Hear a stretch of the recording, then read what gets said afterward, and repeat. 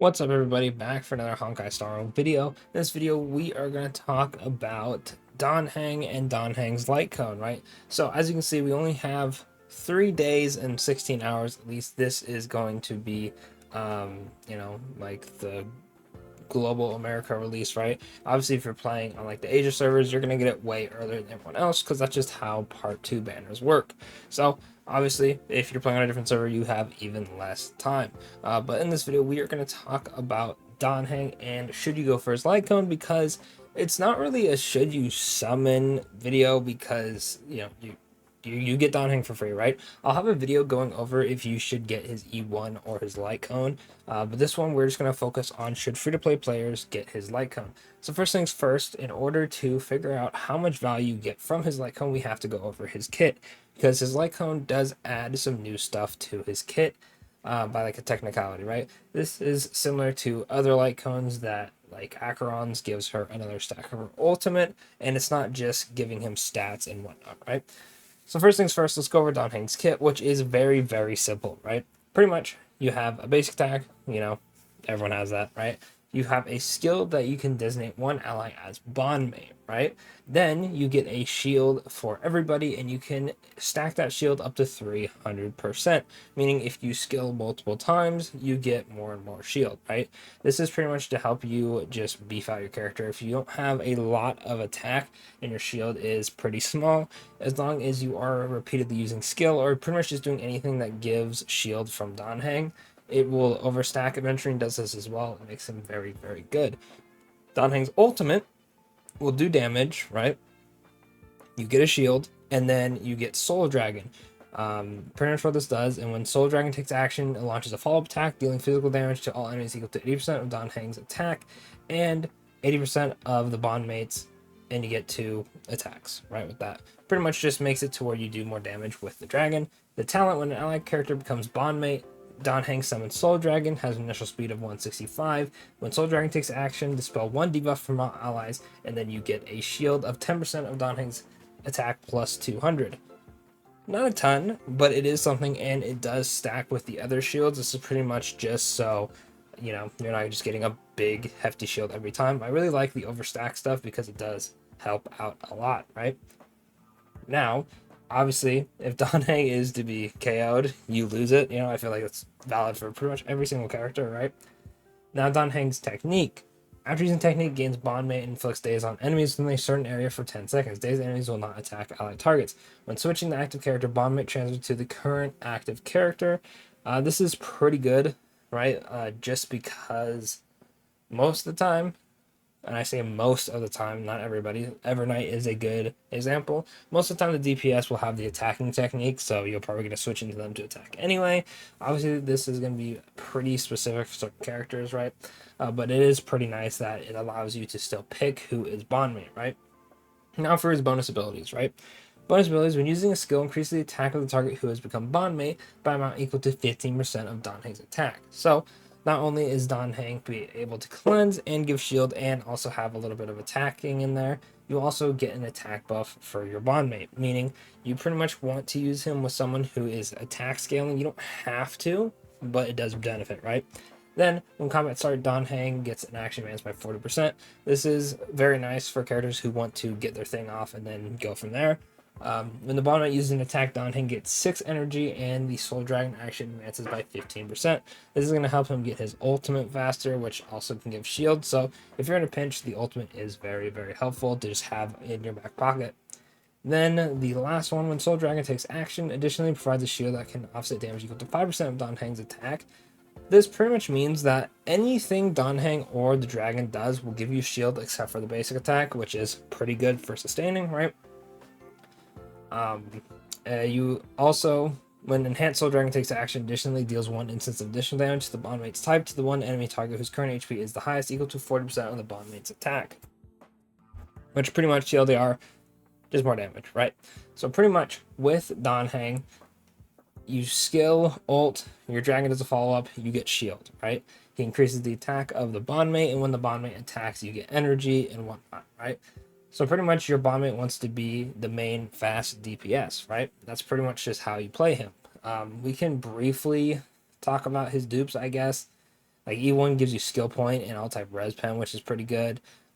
This one gives you more enhanced soul dragon stacks, right? But this video is not really about the dupes, right? But it does have some pretty interesting ones. This is about the light cone. So a few things that Dan Heng does not have, right? Dan Heng doesn't really have a lot of ways to get more attack, right? He has his stat bonuses, which is 28. We love useless traces. He doesn't really care about defense, I guess. Makes him bulkier, but he doesn't really need to be bulkier. And then he gives him speed. You want more speed and more attack for Dan Heng so he can get his ult off and then obviously have a beefy shield. Right? So Dan Heng cannot heal you.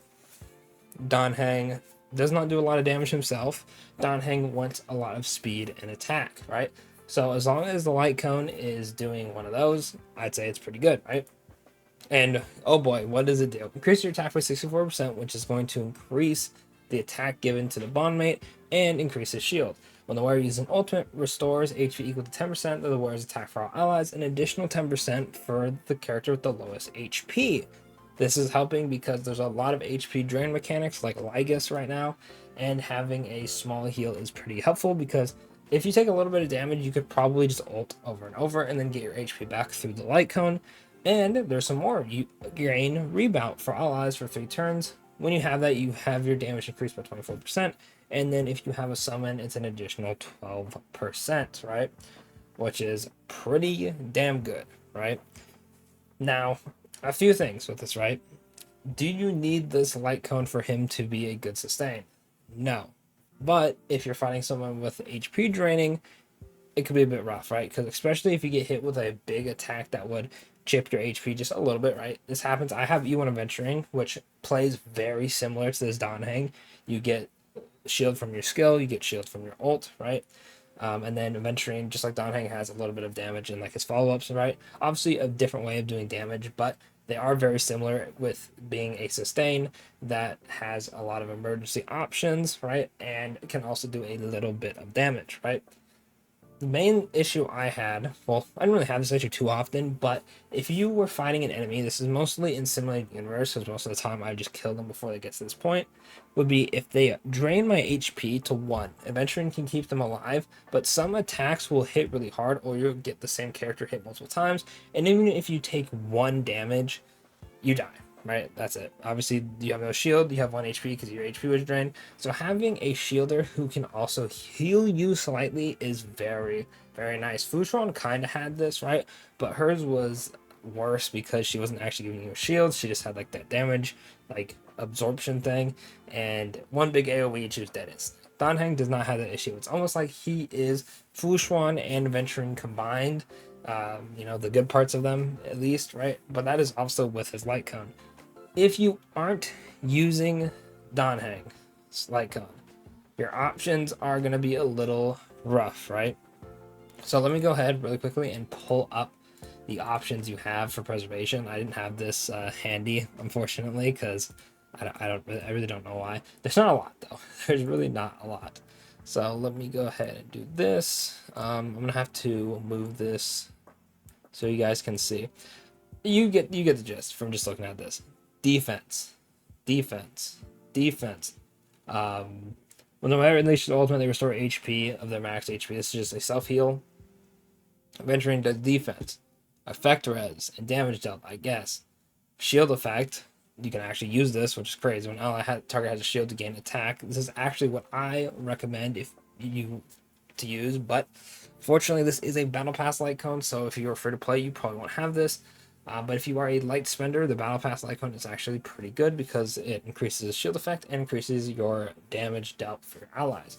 This one is more likely to be attacked, but damage reduction, breaking enemy weakness. This one's more defense effect hit rate. You don't need that. This one's max HP. Energy regen is cool. Whereas HP is decrease. I mean, you have a shield, bro. This one is effect res, and then they gain like a little shield. Still like not that great. This one's defense. Unknown. Yeah. Anyway, this one's defense with burn, and then this one is damage dealt decrease. So as you can see, we have pretty much no light cones that really work. You're pretty much using Dan Heng's, or you're using the Battle Pass one, which is this one right here. The only other one that slightly works is probably going to be the effect res one, which is the texture memories, but it's not too great, honestly. It's not really doing too much. Where it has a shield when attack damage received decreases, like it's not helping him. It's just giving him effect res and making him tankier. It's not really helping the team. So honestly, I feel like the best light cone would probably just be whoever has the most attack. So like if you have Japard's light cone has 476, this one has 423.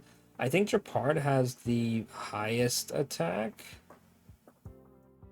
if I'm not mistaken, which I know is a 5-star light cone, but like if you played a lot, you might have it just from losing a 75-25 from the standard banner. Yeah, it is the high. Oh, this one is 476. This one's 446. Okay, then it'd be maxed out. We are Wildfire.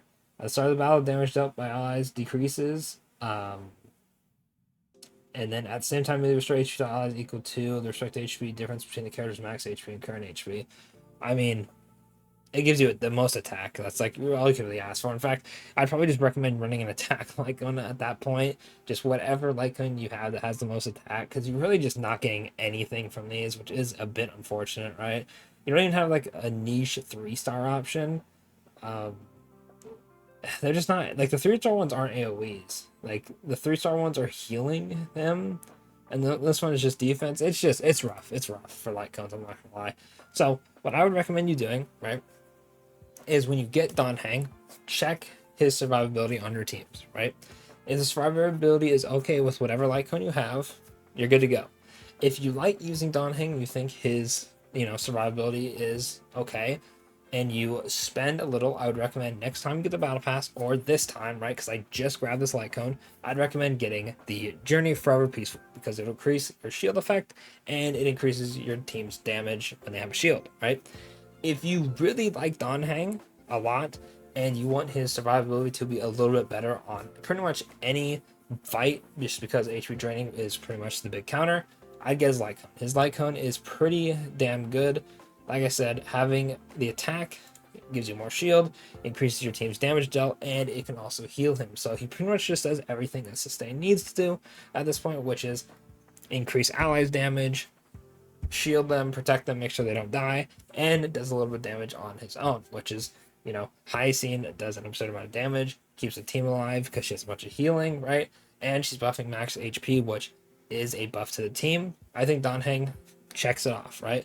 Of course, this is only with his Lycone, but he is free and it is easier to get a Lycone than a character. So I say overall, this is actually better than just having a easier S0 character to summon for, in my opinion, right? Obviously, let me know in the comments what you think about his Lycone having the healing lock behind it, not his base kit.